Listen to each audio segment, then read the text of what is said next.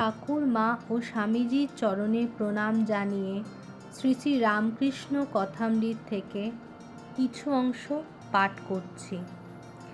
সেদিন তোমায় যা বললুম, ভক্তি মানে কি? না, কায় মনোবাক্য তার ভজনা। কায় অর্থাৎ হাতের দ্বারা তার পূজা ও সেবা, পায়ের দ্বারা তার স্থানে যাওয়া, কানে তার ভগবৎ শোনা, নাম গুণকীর্তন শোনা, চক্ষে তার বিগ্রহ দর্শন, মন অর্থাৎ সর্বদা তার ধ্যান চিন্তা করা, তার লীলা স্মরণ মনন করা, বাক্য অর্থাৎ তার স্তবস্তুতি, তার নাম গুণকীর্তন এই সব করা। কলিতে নারদীয় ভক্তি, সর্বদা তার নাম গুণকীর্তন করা। যাদের সময় নাই তারা যেন সন্ধ্যাকালে হাতে তালি দিয়ে এক মনে হরিবোল হরিবোল বলে তার ভজনা করে। ভক্তের আমিতে অহংকার হয় না, অজ্ঞান করে না, বরং ঈশ্বর লাভ করিয়ে দেয়। এ আমি আমির মধ্যে নয়, যেমন হিঞ্চে শাকের মধ্যে নয়। অন্য শাকে অসুখ হয়, কিন্তু হিঞ্চে শাক খেলে পিত্তনাশ হয়, উল্টে উপকার হয়।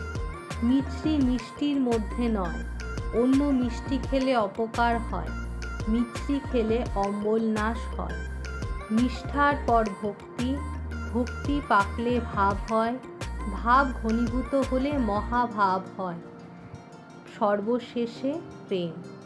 প্রেম রজ্জুর স্বরূপ। প্রেম হলে ভক্তের কাছে ঈশ্বর বাধা পড়েন, আর পালাতে পারেন না। সামান্য জীবের ভাব পর্যন্ত হয়, ঈশ্বরকোটি না হলে মহাভাব প্রেম হয় না। চৈতন্যদেবের হয়েছিল। জ্ঞানযোগ কি? যে পথ দিয়ে স্বস্বরূপকে জানা যায়, ব্রহ্মই আমার স্বরূপ, এই বোধ। প্রহ্লাদ কখনো স্বস্বরূপে থাকতেন, কখনো দেখতেন আমি একটি, তুমি একটি, তখন ভক্তিভাবে থাকতেন।